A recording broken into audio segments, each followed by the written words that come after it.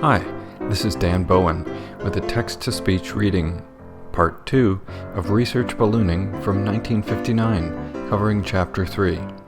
This is a lovely overview of the technical history and state of balloon capabilities at that time. Much of the information remains relevant today. Early investigations, 1947, showed polyethylene to be the cell material which best satisfied the requirements of availability, low cost, ease of fabrication, combined with the necessary physical properties. These properties include resistance to sunlight deterioration, low permeability, low brittle temperature, high tensile strength, high tear resistance, high transparency to heat radiation, and of course, relatively lightweight. Polyethylene, usually about 1 ml in thickness, is still used for cells, but mylar, an even lighter and stronger plastic, is beginning to replace polyethylene in balloon manufacture.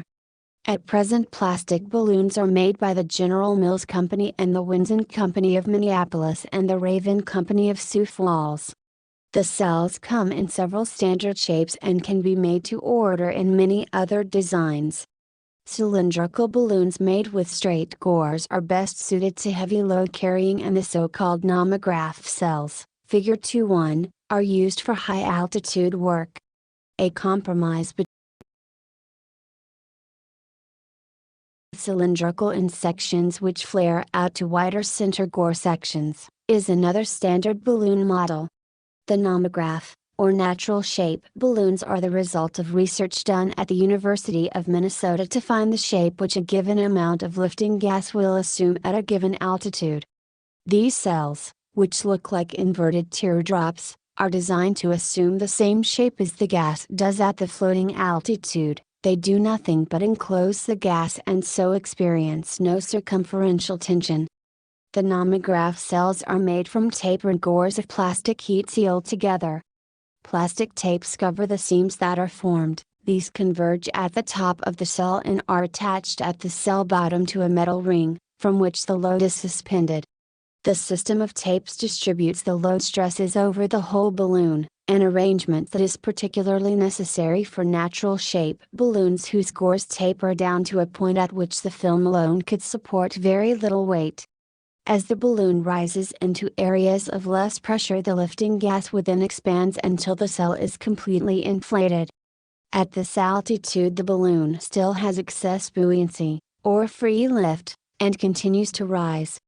If the balloon were closed, it would keep on rising until the expanding gas within would burst it. To prevent this catastrophe from happening, constant level balloons are left open at the bottom through a narrow piece of plastic tubing, stiffened so that it will not foul the rigging. The excess lifting gas is valved out through this appendix, as the tubing is called, because of the pressure difference which exists across the appendix opening. The balloon gradually levels off as the pressure inside the balloon becomes the same as the ambient pressure. Because there is no pressure difference across the appendix opening when the cell has leveled off, no air flows into it to contaminate the lifting gas except by diffusion. The balloon may have a rip line, described in this section on flight termination, to remove it quickly from the air channels when the flight is over. 19. A typical flight train as shown in Figure 2.2, may include a timer to rip the balloon or to release a parachute and its load of scientific instruments, the parachute itself which minimizes damage to the instruments when they hit the earth, and a banner attached to it for easy spotting, the instruments being flown, a radio sound unit which transmits pressure, humidity and temperature, and a radio beacon for tracking the train. The train components are held firmly together by nylon line, with a safety factor of 10, and tied with reliable knots such as the carrick bend shown in Figure 2-3. Needless to say, not all natural shape balloons conform to the specifications of the balloon described above. Changes to improve the performance of these balloons are constantly being made. Some of the natural shape balloons are indented slightly at the top so that the shape is more that of a heart than an inverted teardrop. Appendix-less balloons are being tested. Tetrahedron-shaped balloons, called tetroons, have been used with great success. The rip line has been found unnecessary if the load is to be cut loose from the balloon and parachuted to Earth. The shock imposed on the balloon when it is relieved of its load sets up oscillations in the balloon which destroy it. Since a larger balloon will reach a greater altitude with the same load than a similar smaller one, the altitude limitations are financial or have to do with ease of manufacture. It takes a large factory to put together long balloon cores. So far, plastic balloons have risen to heights of about 140,000 feet, a cell greater than 200 feet across is needed to do this, and it 20 encloses more than 3 million cubic feet of helium. Bigger balloons can go higher, these figures are not firm. As well as reaching great heights, plastic balloons are capable of carrying great loads, hundreds of pounds. Figure 2 to 11 shows theoretical load altitude curves for plastic teardrop balloons filled with helium. Table 2 to 2 gives characteristics of some typical General Mills and Raven balloons. Chapter 3. Theory of balloon flight. 3a. Free lift. A balloon rises because of a differential displacement of air, according to Archimedes' principle. The principle states that the total upward buoyant force is equal to the weight of the air displaced. This we shall define as the gross lift. The balloon, gas and rigging weigh something, and the difference between the gross lift and the weight of the balloon, gas and rigging is defined as the net lift. Finally, the balloon is used to carry a payload. The difference between the net lift and the payload is defined as the free lift. It is evident that if the payload exceeds the net lift, the free lift is negative and the balloon does not rise, but sinks. This situation occurs toward the end of a flight, and hence negative free lifts are far from academic. For a spherical balloon, the gross lift will be given by 3/4 equals G d3 r, where G is the gross lift in grams, r is the radius of the balloon in cm, and dA is the density of air in grams per cc. Similarly, the net lifts given by r3, dA dH, W, 3 to 2, n equals 4/3, where dH is the density of the lifting gas, and W is the weight in grams 7 of the balloon and rigging. Further, according to our definition, the free lift F is given by F equals NP, 3 to 3, where P is the payload, also in grams. Net lift N is sometimes called the nozzle lift because weights equal to the net lift are tied to the balloon nozzle during inflation. To illustrate, and to provide numerical data, the density of air at sea level at STP is 0.00122929, hydrogen is 0.00008968, and helium is 0.00017847, all in grams per cc. Hence the differential density, which enters EQ 3 to 2, for hydrogen is 0.00123031, while for helium it is 0.00111145, from which we conclude that hydrogen has about 9% more lift than helium for an equal volume. Consider next a balloon which might be used for cosmic ray instrument -4 flying. A typical example would be the Dewey Ami type J928-2400. The second number following the letter gives the approximate weight of the balloon in grams. For this calculation we shall take 2,400 grams as W in EQ. 3 to 2. Suppose the balloon is filled with hydrogen until its diameter is 1.6 meters, or roughly 5 feet. Then its radius will be 80 EMS. And its gross lift, from EQ 3 to 1, will be 2,770 grams, while the net lift from EQ 32 will be 180 grams. On the other hand, this same balloon, if inflated until its radius is 1 meter, will have a net lift in of 2,640 grams. Thus in the first case the balloon is not much more than able to support its own fabric, while in the second it has a lift of more than 3 kilograms. -24. Since it is not practicable to measure the diameter of the balloon to determine when inflation is some 6 at 9, instead one hangs nozzle weights equal to the net lift from the balloon neck. The balloon is correctly inflated when it is just able to lift from the launching table. To illustrate further, we use the example of a multiple balloon flight. Let us say that the payload is 20 kilos, and that we want a free lift of 5 kilos. The net lift is then 25 kilos. Let us suppose that we wish to use 8 type J924-1750 balloons. The nozzle weight for each one must then be 30,125 kilos. Each balloon has a gross lift equal to its nozzle weight plus its own weight, or, in this case, 4.875 kilos. When the first balloon bursts, the total gross lift goes down by 4.875 kilos, while the balloon weights and payload remain the same if the burst balloon is not cut loose. This loss is nearly equal to the free lift, so although the flight continues to rise, it has a greatly reduced velocity. When the second balloon bursts, the flight begins to sink. We expect a time-altitude flight curve shaped like figure 3:1. 3. Rate of rise. The simple equation describing the motion of a sphere through a viscous medium is Stokes' law. This law is expressed by F5, where F is the force upon the sphere, W is the coefficient of viscosity, R is the radius of the sphere, and V is its velocity. This velocity is to be thought of as a terminal velocity, which in fact is very quickly reached and which then becomes constant. The force F would in the case of the balloon correspond to the phi lift in of VQ. 3-2. However, Stokes' law applies only at very slow speeds.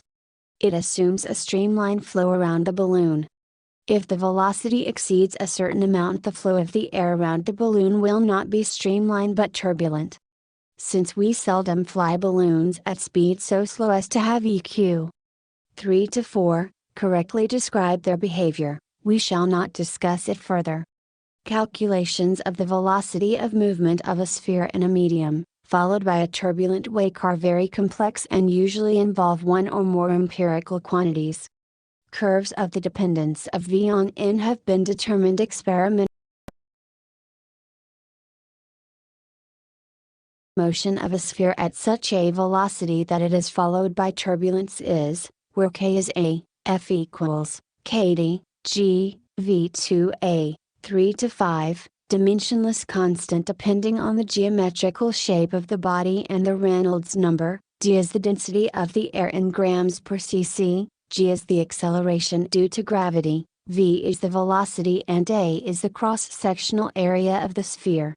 Rewriting this in order to make it -26, comparable to EQ 3-4, we have by F equals kd/GV2R, from which it is seen that the force varies as the second power of V and R, in contrast to the first power variation for the Stokes' law cases. We shall call K the resistance coefficient. 3-6, the resistance coefficient K depends on the shape of the body. We assume for simplicity an extensible balloon to be a sphere. The most convenient way of expressing the relationship between size and velocity is through the Reynolds number R. This is defined as R equals VR, U, where V is the velocity with which the body is moving through the medium, R is its radius, and U is the kinematic viscosity, i.e., the viscosity, dE in SITY. Classical hydrodynamics gives an experimentally verified relationship between K and R as shown by figure 3-2. For the usual size of small radiosonde balloons and rates of rise generally used, say the 350 or 700 gram sizes, and rates of rise of about 5 meters per second, the Reynolds numbers at sea level are of the order of 2/10⁵, decreasing to 5/10⁴. At pressures of about 4 centimeters Hg, about 69,000 feet. The most striking feature of figure 3-2 is the abrupt change at or about 10⁵, which comes about because of a change in the type of fluid resistance. For the class of balloons mentioned above, the increase of K with Elevation is just about compensated by a change in R, so that the rate of rise is nearly constant. For balloons, which are either much larger or smaller, the rate of rise is not constant, but tends to increase as the balloons rise. 3c. Altitude ceilings of extensible balloons. Figure 3:3 gives the ratio of balloon diameter at a given altitude to that at sea level. This graph cannot indicate the inevitable cutoff that takes place when the balloon bursts. Burst it must, but the diameter at which this takes place is a function partly of the balloon's past history, amount to exposure to sunlight, for example. A good approximation to the bursting diameter can be obtained from the manufactured figure for the diameter at burst of sister balloons. The ceiling is, needless to say, determined by the bursting diameter. The altitude at which this happens, when the payload is 1,500 grams, is given in Table 2:1, for various Dewey and Olmy balloons. The manufacturer's curves for the individual balloons give this altitude for other payloads. Experience shows that a rapid rate of rise often results in a higher altitude than a slower one does, perhaps because the better ventilation obtained reduces deterioration by sunlight. A usual rate of rise is 300 meters per minute. It is interesting that as the balloon rises, the pressure inside the balloon is only slightly greater than the pressure outside. The difference equals a rising from the tension INE equals balloon fabric. 3D multiple balloon flights. There are several reasons why a rubber balloon flight may be made with more than one balloon. One is that the single rubber balloon may not provide enough lift for the payload which must be carried. Another is that a parachute does not have to be carried by the multiple balloon train. In general, not all of the balloons will burst and the remaining cells will permit a slow descent to Earth. Of historical interest is that multiple balloon ascensions were one of the first methods used to produce constant level flights, and in fact, one of the earliest of these stayed aloft for 102 hours. To approximate a constant floating altitude, the balloons are chosen so that when the first one, or ones, burst, excess buoyancy of the whole train is lost. The balloon lifts are such that the resulting total lift after bursting exactly equals the weight the train stops rising. It may, however, fall. An example will show how equilibrium is achieved in theory. Suppose an instrument weighing 32 kilos is attached to a flight of 10 balloons of net lift of 4 kilos each. Then the free lift at takeoff is 8 kilos, and after the first balloon has burst, is 4 kilos after the second balloon has burst. Equilibrium has in theory been established. Experience shows that usually the equilibrium is not in fact established. Not only is the lift, weight balance exceedingly critical, but also sunlight deterioration, diffusion and superheat effects all contribute to the balloon's downfall. Eventually plastic balloons were developed to successfully solve the problem of maintaining level flight. Uncertainty about the weight of the burst balloon's fabric affected the balance calculation until Korff, 1938, devised an automatic releaser consisting of a metal hook designed so that the remains detached themselves from the rigging and fell away. This trigger release was subsequently used with success by the other observers. The example given above assumes that the releaser is used to cut off the burst balloons.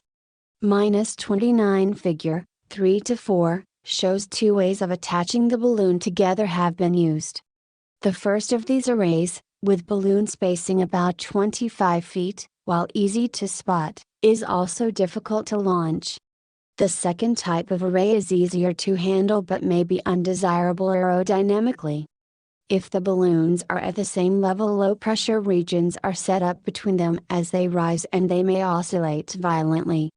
However, they do not try together if they are tied as in the Helios cluster shown in Figure 3-4, and no chafing has been observed. Table 3-1 gives THE results of some multiple balloon constant level flights made by the NYU group. 1 Figure 3-4a, Figure 3-4b, 2 ways of attaching balloons in multiple balloon array.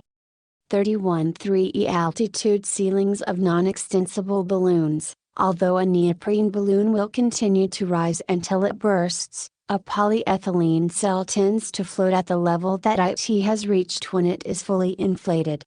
The exact altitude at which it floats can be telemetered to Earth during the flight, but it is useful to be able to predict and thus control the approximate height which non-extensible balloon will reach. To do this, it is necessary to know the balloon volume, its gross load, weight of filled cell plus payload, air density as a function of altitude, and the buoyancy of the lifting gas. The gross load, GL, must be equal to the gas lift per mole, L, times the number N of moles of lifting gas in the cell. Or GL equals Ln equals L, BV/mv, 3 to 7, when the balloon is fully expanded, where BV is the balloon volume and mv is the molar or volume of a pound-mole, a function of course, of altitude. When the balloon has reached the height at which it is fully expanded, the molar volume is given by mv equals L, BV/GL, 3 to 8, which follows from 3 to 7. The altitude corresponding to this molar volume is different for different locations. A graph of molar volume versus altitude can be plotted for a particular place or assigned local meteorological data and a gas law in the form mv z equals 359,273 tz 1013.3/pz. 3 to 7 minus 32. Here Z refers to a given altitude, Tz is the temperature in degrees Kelvin as that altitude, and Pz the pressure in millibars. 359 cubic feet is the molar volume of air at a temperature of 273 degrees K and a pressure of 1 atmosphere or 1013.3 millibars. When such a graph is plotted, it becomes a simple matter to find from it the altitude to which the balloon will rise, the floating level. In practice, one need not do anything but look at the manufacturer's curves for the given balloon sizes, as for example, figure 2 to 4, where the balloon weight has been subtracted from the gross load in the suspended load, control equipment, ballast, scientific payload, etc., is the variable which determines the altitude to which a given balloon, size and shape, will rise. 3F. Superheat. Superheat is the term which describes the fact that a balloon, inflated at the ambient temperature at ground level, will pick up heat from the sun as it rises. This heat causes the gas to expand. If one knew the amount of rise in temperature, one could calculate this net gain. For example, a 30° centigrade change in temperature above that of the ground would result in a net gain of around 10% in the lift. In the multiple balloon flight cited in section 3D, this amounts to one entire balloon. Consequently, the effect is a large one. Unfortunately, one cannot calculate it, and measurement of gas temperatures inside the fabric is not often done, so that little data exists. Further, the gain in temperature depends on a. the color of the balloon fabric, a particularly unfortunate situation since 33 latex discolors slowly in the air, b. the strength of sunlight, a function of time of year and of latitude, and c. the ambient atmosphere temperature, rate of rise of the balloon, and the length of time it remains at a given level. The net result is that the superheat cannot be simply calculated, and can only very roughly allowed for on the basis of experience. Such major effects as that on balloon drifting into the sunlit hemisphere from the night region, or vice versa, can of course be qualitatively predicted. Clearly, an appreciable amount of superheat is added when sunlight strikes a balloon previously in the darkness. But accurate calculations being impossible, we must again resort to empirical data. 3-gram gas diffusion and leakage, both hydrogen and helium will slowly diffuse through rubber, and hence a balloon at any altitude will slowly lose its lift. But this effect is slow, and fortunately does not affect flight calculations. Leakage presupposes either holes present at takeoff, or improper tying of the balloon such that gas escapes. Holes in the fabric do not necessarily cause premature bursting, but often do. A balloon should be examined after it is filled and before it is tied to the load. OFTE and defects can be noticed and the balloon replaced. -3 hour the horizon. Since the horizon is a physical limit to many phenomena, and is involved in calculation of distances, it is pertinent to review the procedures for computing the distance to it. Consider an observer at a point P located at a height h above the Earth. For him the horizon will appear at point A, taking r as the radius of the Earth. The distance of the horizon d is evidently given by d2 plus r2 equals r plus h, 2, 3 to 10. Since h is very small compared to r, we may neglect its square in comparison with the product rh, and we obtain the approximate relation, d2 equals 2rh, 3 to 11. Inserting numbers, if we wish to express the distance to the horizon in miles, and the height in feet, we have d equals 1.25, h half, 3 to 12, thus, for h of 10,000 feet, d is 125 miles, for h equals 40,000 feet it is 250 miles, for h equals 90,000 feet it is 375 miles. Since the latter height is the order of magnitude of balloon altitudes, we can see that line of sight for most balloons is something under 400 miles. Level.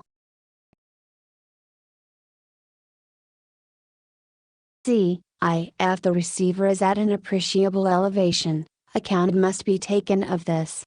If the receiver is on a mountain, say 10,000 feet high, then 35 the transmitter could be at double the distance of the horizon, i.e., 250 miles, and still be in line of sight at a 10,000 feet elevation, providing nothing of great height intervened. In using the horizon formula, therefore, one must consider both the height of the observer and the height of the intervening land, for the horizon formula is given for sea level. Further, in actual use, the numerical factor may be changed. For any one station, if it is to be used much, it is worthwhile to evaluate the constant experimentally. Two factors enter. One is the conformation of the terrain, i.e., both the height of the receiver and the height of the land around. The second is tropospheric refraction, which may increase the numerical quite appreciably. This in turn depends on the frequency used for communication, and on the temperature gradient in the lower part of the atmosphere. In general terms, since the atmosphere is more dense at lower elevations, radiation will tend to be bent earthward. The amount of bending is given by the refractive index, a function of both temperature and the frequency used. It sometimes happens that a balloon disappears over the optical horizon while its signals continue to come in quite strongly and the dish of the receiver shown an angle of 3 or 4 degrees above the horizon. If you like this video, please like it, subscribe to my channel, and share it with your friends. Also, feel free to visit my Patreon to support the production of these at patreon.com/balloonscience, and visit my website if you like, stratosphericballoon.consulting. The background music is Break Time by Kevin MacLeod and Compotech.com, licensed under Creative Commons by Attribution 3.0. creativecommons.org/licenses/by/3.0/